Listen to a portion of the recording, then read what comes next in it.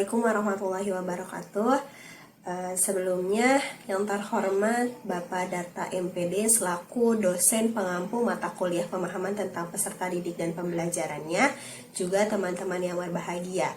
Kali ini saya dari kelompok 1 akan menyampaikan hasil diskusi dari fase ruang kolaborasi topik 5, pengukuran pemahaman belajar peserta didik assessment. Nah, kali ini kami dari kelompok 1 yang terdiri dari anggota saya sendiri Yuni Nur Ayemi, kemudian yang kedua anggota kami yaitu Jaka Khairul, yang ketiga ada Ayu Novitasari, yang keempat ada Aat Uswatun Hasanah, dan yang kelima ada Nadia Nur Hanifah. Nah, kami akan menyampaikan hasil diskusi kami terkait topik 5 tersebut. Baik, saat ini saya akan menyampaikan analisis studi kasus yang akan saya bacakan. Saat ini adalah permulaan tahun ajaran baru. Anda adalah seorang wali kelas 4 SD yang memiliki anak usia 10 tahun bernama Diana. Wali kelas 3-nya mengeluhkan dinamika bersekolah Diana kepada Anda. Guru wali kelas tersebut mengatakan nilainya jauh tertinggal dari teman-temannya di kelas. Diana juga kurang baik dalam mengerjakan pekerjaan rumahnya selama masa PJJ kemarin. Bahkan, pihak wali kelas mengatakan ia khawatir dengan tuntutan yang semakin tinggi di kelas 4. Tentunya di pelajaran IPA, bahasa, dan IPS yang membutuhkan banyak bacaan. Diana seringkali tidak menyelesaikan tugas-tugas yang diberikan dan ulangannya menunjukkan nilai yang buruk. Namun demikian, ketika materi tugas ulangan tersebut ditanyakan atau diulangi secara lisan dan individual, Diana dapat menjawabnya. Nah, berdasarkan kasus yang terjadi, kami akan menyampaikan jawaban-jawaban tersebut oleh anggota-anggota kami lainnya. Berdasarkan pada pemahaman kami terhadap kasus yang diberikan tadi, diketahui bahwa wali kelas Diana di jenjang kelas sebelumnya menunjukkan bahwa guru tersebut telah melaksanakan asesmen, penilaian, dan evaluasi. Asesmen yang dilakukan memiliki tujuan untuk mendapatkan informasi, proses, dan hasil belajar Diana terhadap tujuan pembelajaran yang telah ditetapkan.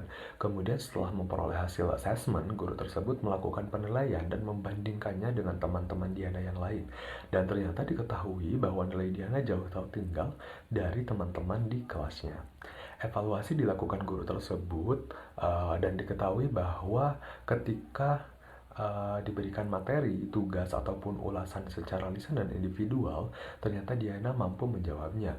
Dari informasi yang diperoleh ini, hal tersebut dapat menjadi sebuah diagnosa awal terhadap kondisi kesulitan yang dialami oleh Diana, di mana diperoleh dua faktor yang mungkin menjadi penyebab kesulitan yang dialami oleh Diana dalam belajar. Baik, faktor yang pertama yaitu Diana belum terlalu lancar dalam membaca meskipun Diana duduk di kelas 4. Kemudian Diana memiliki gaya belajar auditori atau kinestetik. Untuk itu, berdasarkan hasil tersebut, maka pemberian asesmen terhadap Diana tidak bisa dilakukan secara tes tulis, dan juga asesmen yang digunakan bukan hanya berfungsi untuk menentukan nilai rapot atau keputusan kenaikan kelas atau kelulusan atau keputusan-keputusan penting lainnya. Penggunaan asesmen ini juga perlu sebagai umpan balik dengan tujuan untuk menentukan dan memperbaiki proses pembelajaran agar proses pembelajaran Diana terus berkembang. Namun, agar diperoleh informasi lebih mendalam dan tidak bias, maka diperlukan sebuah asesmen awal berupa tes diagnostik agar dapat merancang pembelajaran dan asesmen yang sesuai dengan kebutuhan peserta didiknya. Jenis asesmen yang akan diberikan kepada peserta didik tersebut, serta jelaskan pertimbangannya.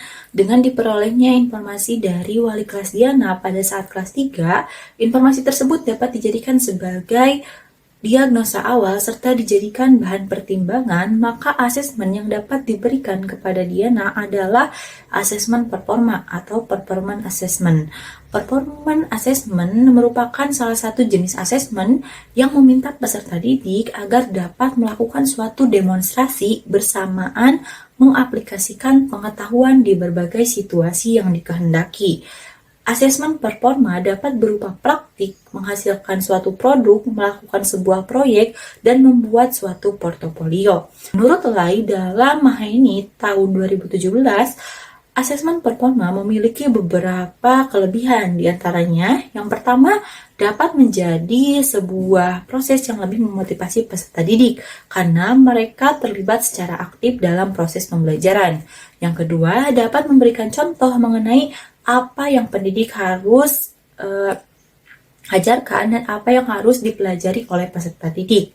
Ketika peserta didik menunjukkan hasil berupa tugas, pendidik akan mengetahui kelemahan dari peserta didiknya tersebut sehingga dapat memberikan evaluasi dan koreksi verbal ataupun lisan secara langsung kepada peserta didik. Dan yang ketiga, asesmen performa terdiri dari kinerja yang luas dan kompleks yang mengizinkan evaluasi proses serta produk.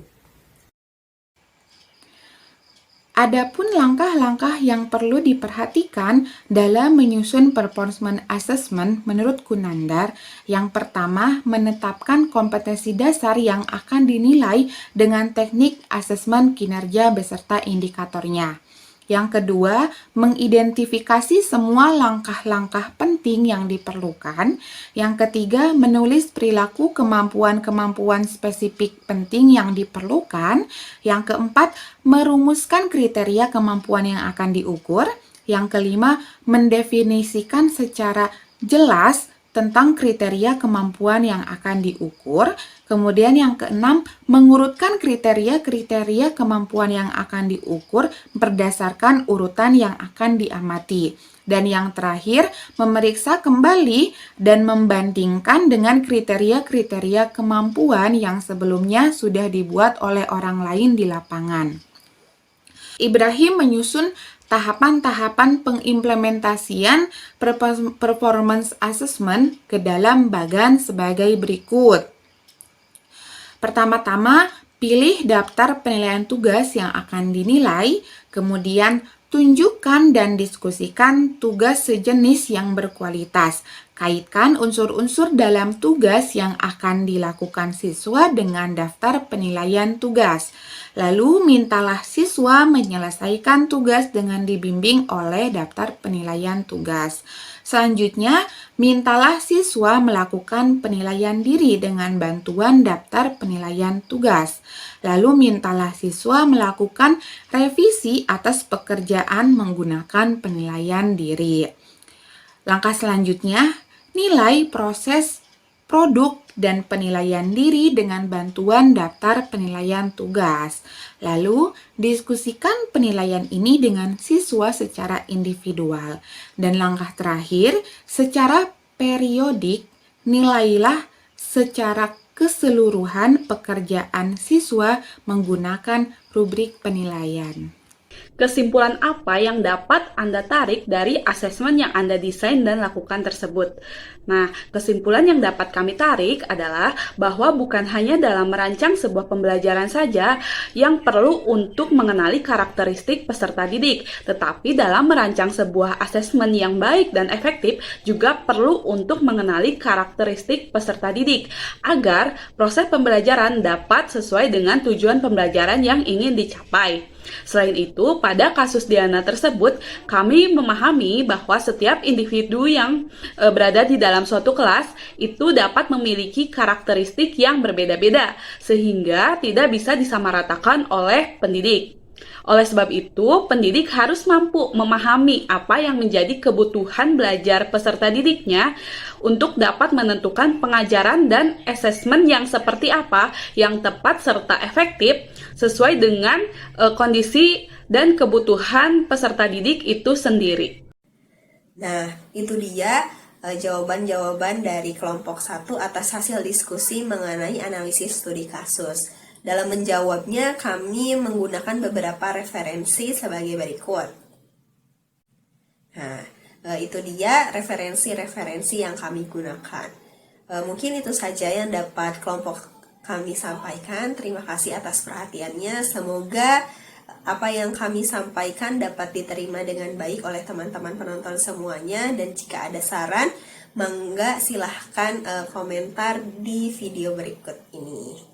Terima kasih semuanya.